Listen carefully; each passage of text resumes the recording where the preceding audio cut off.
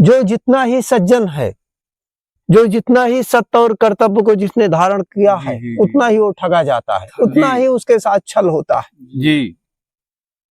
और बहुत लोग कहते हैं, क्योंकि हमने भी धार्मिक ग्रंथों का अध्ययन किया जी, सबने करके रखा है, जी जी, लेकिन अध्ययन करने मात्र से कोई अध्ययन करके आपको धार्मिक ग्रंथ पढ़ के सुना रहा है तो आप उसको सोचो कि वो पहुंचा हुआ है, गुरु है, सदगुरु है। नहीं, गुरु सदगुरु वो है, वो धारण करता है। जी, जी। हम देखते हैं एक व्यक्ति भोजन करता है, वो थाली कभी नहीं धोता। अरे कम से कम तू थाली तो धो दे जिसको गंदी किया है। तो अपनी गंदी थाली नहीं धो पाया, अपना बिस्तर नहीं साफ कर पाया, अपने लिए एक गिलास लोटा नहीं ला पाया पानी, और अपने आप को गुरु और सदगुरु कहता है। वाह। अरे उस माँ बाप का नहीं हो पाया जिस कोख ने तुझको जन्म दिया, तेरा गूमूत साफ किया। बिल्कुल। ठंडी गर्मी बरसात में कैसे तपे होंगे हमारे माता पिता, तू उनका नहीं हुआ और तू लोगों का कल्याण कर देगा। अरे तू पहले उनका कर्जदार, कर्तव्य को धारण कर। जी, जी। जिस थाली में तू खाता है, भोजन करता है, तू उसी को गंदी करके छोड़ देता है। वाह। तो थाली भी तुझको कोसती होगी, श्राप दे रही होगी। तो पहले तू थाली को साफ करना सीख। जिस बिस्तर में सोता है उस बिस्तर को साफ करना सीख। जहां पर उठता है बैठता है उस भूमि को साफ करना सीख, उसको गंदा मत कर। अगर साफ नहीं कर सकता तो गंदा भी मत कर, क्योंकि जब कुत्ता भी बैठता है तो पूंछ हिलाकर बैठता है। वाह। तो पहले तो सनातनी बनो। हमारे राजा राम जी, उन्होंने कर्तव्य को बड़ा बताया है, कर्तव्य ही तपस्या है जी। उनसे बड़ा तपस्वी कौन हो सकता है। तो पहले कर्तव्य को धारण कर लो। और रही बात कि मेरा बिस्तर उधर रहेगा इधर रहेगा, मैं ऊंचा तू नीचा, अरे ऊंचा नीचा ये निर्दयी जो ऊंचे नीचे को धारण करता है कि मेरा ऊंचे में बिस्तर होना चाहिए, तू नीचे में बैठेगा, जो अभी ऊंचे नीचे के फेर में लटका है वो कोई गुरु और सदगुरु नहीं हो सकता। और लोग भी सोचते हैं हवा में मोक्ष और मुक्ति मिल जाएगी। अरे किसी के दर्शन करने से मोक्ष और मुक्ति मिल जाती, इन वाचक ज्ञानियों के चक्कर में मत पड़िए। इन्होंने हमारे धार्मिक ग्रंथों को रट के रखा है, ये धारण कभी नहीं करते जी। ये धारण कभी नहीं करते। इन वाचक ज्ञानियों के चक्कर में मत पड़िए। अगर किसी के दर्शन करने से किसी का कल्याण हो जाता तो रावण से बड़ा तपस्वी कौन हो सकता है, महिषासुर से बड़ा तपस्वी कौन हो सकता है, भस्मासुर से बड़ा तपस्वी कौन हो सकता है। आज तो ऐसे तपस्वी हमको नहीं दिख रहे। रावण कुंभकर्ण से तब बड़ा तपस्वी कौन हो सकता है। 3 काल तक तीनों भाई भूख प्यास तज कर ओम नमः शिवाय कितनी कठोर तप और साधना करते थे। जब चाहते थे भगवान भोलेनाथ को प्रकट होना पड़ता था, दर्शन देना पड़ता था। लेकिन जिसको भगवान भोलेनाथ के निरंतर दर्शन हुए, वो अगर नहीं बदला, उसके पाप नहीं कटे, आपके पाप किसी के दर्शन करने मात्र से कट जाएंगे। दर्शन करने से कुछ नहीं होता। कर्म के अधीन रहो, कर्तव्य को धारण करो। और हमारी बहन देखिए चाय लेकर आ गई, हमारी वनवासी। आप इसमें लोगे, लीजिए। हमारी वनवासी बहन चाय लेकर आ गई। अब इतने बर्तन है, अब पी ले। अच्छा मुझको कटोरा में दे दो, हम बाबा जी को इसमें दे। लो बाबा जी, अरे ले तुम, मुझको कटोरी में ले आओ। ये हमारे अब आप देखिए हमारी बहन हमें चाय लेकर आ गई। हमारी बहन के पास सीमित बर्तन है, 2 ही गिलास है। अब हम क्या बोले परमात्मा। और देखिए हमारी बहन की थाली है, तो थोड़े से बर्तन थोड़ी सी थाली है। ये नन्हे मुन्ने डॉगी है, अभी इनको खिलाएंगे हम खीर थोड़ी। और हम एक बात और कहना चाहते हैं अपने दर्शकों से। भगवान श्री कृष्ण जी ने अर्जुन को महाभारत युद्ध में भगवत साक्षात्कार करवाया था। और भगवत गीता कहती है कि भगवत साक्षात्कार ही परमात्मा से मिलने की पहली सीढ़ी है। तो अब भगवत साक्षात्कार होता क्या है? भगवत साक्षात्कार वो होता है कि जो अपने मन में आप आकृति बसा लेते हैं। सब तो कहते हैं परमात्मा निराकार है, लेकिन वो निराकार आकार वो मन की कल्पना है। अपने अपने तरीके से लोग कह रहे हैं। लेकिन जिनको भी भगवत साक्षात्कार करना हो अपनी मृत्यु से पहले, तो आप हमारे आश्रम आकर भगवत साक्षात्कार कर सकते हैं। वो 2 दिन 3 दिन में हो जाता है। और भगवत साक्षात्कार ही परमात्मा से मिलने की पहली सीढ़ी है, और वो परमात्मा आपके अंदर ही विराजमान है। बस इतना है कि आपको आंखें बंद करना है और देख लेना है। तो जिनको भी भगवत साक्षात्कार विधि सीखना हो आप आ सकते हैं। उसके लिए अगर आप सक्षम हैं तो कम से कम 5 जरूरतमंदों के लिए राशन सेवा भेंट करें। वो भी हम अपने लिए नहीं कह रहे हैं, वो भी सब लोगों में, समाज में, दीनहीन में, ऋषि महात्माओं में वितरण होता है। और अगर किसी के पास कुछ नहीं है तो फिर कोई बात नहीं, आप ऐसे भी आकर भगवत साक्षात्कार कर सकते हैं। और भगवत साक्षात्कार की विधि भी गुरु के पास है, वो हवा में उड़ने से कुछ नहीं होगा। और भगवत साक्षात्कार वही का आपको करा सकता है जो समाधि लगाना जानता हो। भोजन करने वाले व्यक्ति को तो मुझे तो नहीं लगता, क्योंकि कोई हठ योगी ही भगवत साक्षात्कार विधि भी वही को, हमने भी सैकड़ों गुरु जब किए, सबसे थोड़ा थोड़ा सीखा, तब जाकर पहुंच पाए। तो जिनको भी भगवत साक्षात्कार करना हो आप हमारे आश्रम आ सकते हैं।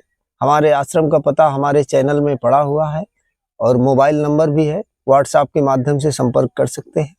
सीताराम।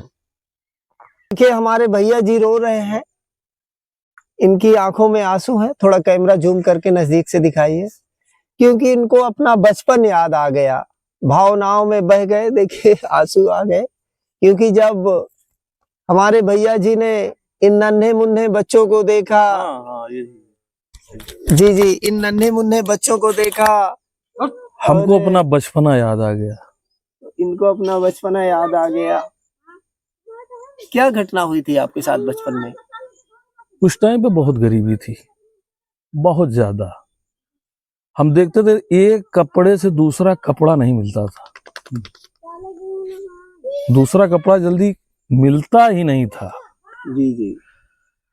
और एक शुरू में टेरी कार्ड चला है, तो टेरी कार्ड में क्या होता था कि कोई जब पहनता था तो उसका बड़ा नाम होता था उस टाइम पे, लेकिन वो जल्दी नसीब नहीं होता था। जैसे स्कूल में ड्रेस लग रहा है, आप ऐसे गए हो, तुरंत हेडमास्टर साहब आए, तुरंत जैसा जो ड्रेस नहीं पहने खड़े हो जाओ, तुरंत रूल उठाए और फिर मारना चालू, क्योंकि पैसा ही नहीं था कि हम ड्रेस ले लें। जी। हाँ, मार खाते थे, नाम कटता था। कितनी बार ऐसे 3-4 कभी कोई टीचर जमा कर दिया, मान लो अपनी तनख्वाह, तब टीचरों की तनख्वाह क्या थी? हमको लगता है 200-250-300 में टीचर थे सब, इससे ज्यादा तनख्वाह नहीं थी। बहुत जमाना वो सब, बहुत सोचो तो बहुत वो होता अभी है। भैया जी, अभी कुछ दिन पहले की बात है, हमें दिन नहीं याद रहता। बेटियां थी 6-7 थी। उनके माता पिता दोनों नहीं रह गए इस दुनिया में। जमीन भी उनके पास 1 बीघे है, वो भी किसी ने अपना कब्जा कर लिया उसके सगे संबंधी ने। अब मैं उससे पूछ लिया चुपचाप, तो बताया कि भैया जब कोई दाल चावल खाता है तो मुझे बड़ा लालच लगता है, जब कोई रोटी खाते हम किसी को देखते हैं तो बहुत लालच लगता है। तो जैसे अभी आप रो रहे हैं ना, मेरी भी आत्मा रो रही थी। फिर हमने उसको रिकॉर्ड करके डाला भी। लोग बताइए कैसे जीवन यापन आज भी कर। और ऐसे भी होता था पहले, अगर कोई एक कपड़ा मान लो दे दिया, कोई रिश्तेदार है या कोई जैसे जिसके पास उपलब्ध है, तो उसका नाम बार बार, ये हम तो इनको जो है ये किए हैं, सोचिए ये हम इनको एक कपड़ा दे दिए। नहीं, हम कहना चाहते हैं एक बात सबसे, आप एहसान के बोझ तले मत दफना, दूसरों से मदद ले लेना, भूखे रह जाओ, प्यासे रह जाओ, लेकिन किसी का एहसान मत लेना। कर्ण ने लिया था, दुर्योधन के एहसान तले कर्ण दबा था, जानता था कि मैं मारा जाऊंगा, लेकिन एहसान ने देखी उसकी जान ले ली। एहसान नहीं कि क्योंकि अपनों से एहसान लेना जीवन भर ताना मारते हैं। यही बात तो उन बेटियों को मैंने वीडियो में भी डाल दी, वो मामा को साथ में नहीं, मैंने कहा बेटी जितना हमसे हो सकता है मदद करेंगे, लेकिन आपको एक सलाह दे रहे हैं, ये मामा की कभी रोटी मत खाना, भूखी रह जाना, प्यासी रह जाना, पानी पीकर रहना, लेकिन कभी अपनों की रोटी नहीं खाना चाहिए। जो अपना होने का दिखावा करता है, एक बार तो देता है और फिर जीवन भर ताने मारता है। हाँ सही। मैंने ये किया था, मैंने ये किया था। हम तो सबसे कह दे राम जी में सब समर्पित हो जाए परमात्मा में, वो सब व्यवस्था करेगा। और जब तक इस संसार को आप पकड़े रहेंगे तब तक धक्के खाते ही रहोगे। सबके साथ होता है। और जिस दिन परमात्मा को समर्पित हो गए ना, सब ठीक हो जाए। ये एहसान तो नहीं लेना चाहिए किसी का। हाँ, जिसके अंदर मैं हो, अहंकार हो, मैं दे रहा हूं, मैं वाले का तो कभी लेना ही नहीं चाहिए। वो दुखदाई है। क्योंकि लोग कहते हैं, अब इसी बात में और हमें बात याद आ गई, भगवत गीता कितना खर्चा हुआ? 5 लाख, 7 लाख, 10 लाख। अब भगवत गीता को भी आजकल लोगों ने तमाशा बना दिया है। भक्तो राधे राधे राधे राम। भगवत गीता साफ कहती है, जो भगवत गीता को सुनकर उसको धारण करना है। गीता का सिर्फ एक ही संदेश है, भगवत गीता का, कर्म करो फल की इच्छा नहीं करो। तो गीता संदेश दे रही है कि आप कर्म करो, फल की इच्छा मत करो, ढिंढोरा मत पीटो। तो गीता हमने सुन लिया, सोचते गीता सुन के हमें पुण्य मिल जाएगा भक्ति में। अरे नहीं, गीता कहती है कर्म करो फल की इच्छा ना करो। वो चीज को आपको निजी जीवन में धारण करना है। धारण करना परमात्मा की भक्ति है, और सुनने से कुछ होने वाला नहीं। शिव पुराण क्या कहता है? शिव पुराण के बहुत अध्याय है, 18 अध्याय बन गए, 20 अध्याय बन गए। शिव पुराण ये कहता है कि चाहे कोई पैर पकड़कर आपको लिवाने आए, किसी के दरवाजे नहीं जाना चाहिए। 1 बार 2 बार ठीक है, चाहे सोने की पालकी लेकर भी कोई आए बुलाए तो भी किसी के दरवाजे मत जाओ। शिव पुराण ये कहती है। रामचरितमानस क्या कहती है? कर्तव्य को धारण करो, जीव से प्रेम मत करो, कर्तव्य को धारण करो। जीव तो निर्दयी है, स्वार्थी है ये संसार। कर्तव्य को धारण करो। राम तो लोग पढ़ते हैं, धारण नहीं करते, और पढ़ के सुनाते रहते हैं और सोचेंगे बाबा बहुत पहुंचा हुआ, बाबा बहुत। अरे बाबा जिस खाली थाली में खाया उस थाली को नहीं धो पाया। वो थाली जिसको उसने खुद से गंदी की है, खुद से उसने जो बिस्तर में लेटा उस बिस्तर को नहीं धो पाया, उस बिस्तर को गंदा कर दिया, तो तुम्हारी गंदगी वो साफ कर देगा। जिस नमक को खाता है, वो जिस धरती में सोता है उसमें थोड़ा सा झाड़ू नहीं लगा पाया। जिस हवा को ले रहा है ऑक्सीजन को, वो पेड़ नहीं एक लगा पाया। अभी तो उसे प्राकृतिक का हिसाब देना है। वो पेड़ भी काट देता है अपने आसपास से कि उसके ऊपर बंदर बैठ के कूदेंगे मेरी झोपड़ी में, और वो आपको मुक्ति दिला देगा। अपनी मुक्ति खुद नहीं कर सकता है, खुद नहीं कर। अच्छा, लोग भी भ्रमित है। अच्छा, का खेल है ना, लोग भ्रमित है। उसने तो रामचरितमानस पढ़ के सुना दिया, भगवत गीता सुना दिया, ये ग्रंथ सुना दिया, वो सुना दिया। अरे वो भगवान की महिमा सुना रहा है आपको। उसने अपने जीविकापार्जन के लिए व्यवस्था ढूंढ रखी। हो जानते हैं कि राम के नाम पर रोटी मिली, आपको सुना देता है, आप उसको सिद्ध मान बैठते हो। अरे सिद्ध वो नहीं है, सिद्ध वो है जो निजी जीवन में धारण करता है। जिसके जो कर्तव्य को धारण नहीं करता, वो कोई गुरु सदगुरु नहीं माना जाएगा। जिसके अंदर दया करुणा परोपकार नहीं है, वो कोई गुरु या सदगुरु नहीं माना जाएगा। वो इसी संसार में है, वो अभी नुकसान और फायदे के लिए जीता है। हमने तो बहुत ऐसे लोगों, हमें तो आज तक कोई मिला ही नहीं। कोई किसी को 2 रोटी देगा, उसके बदले उसको कीमत चाहिए, और सोचता रहता मैं क्यों उसको रोटी खिलाऊं जब उसने झाड़ू नहीं लगाया, मैं क्यों उसको रोटी खिलाऊं जब उसने बर्तन नहीं धोया, मेरा क्या स्वार्थ निकलेगा रोटी खिलाने से। अरे वो निर्दयी है, और निर्दयी को तुम गुरु सदगुरु मान बैठे। हमने अपने ही चित्रकूट में देखते हैं आए दिन, एक महात्मा सारी उम्र गोबर फेंकेंगे, बर्तन मांजेंगे, रसोई तैयार करेंगे, झाड़ू पोंछा सब करेंगे, और जब बूढ़े हो जाते हैं तब उनको छोड़ दिया जाता है। एक तो हमारे मित्र ही थे, बहुत बड़े आश्रम में सेवा करते थे।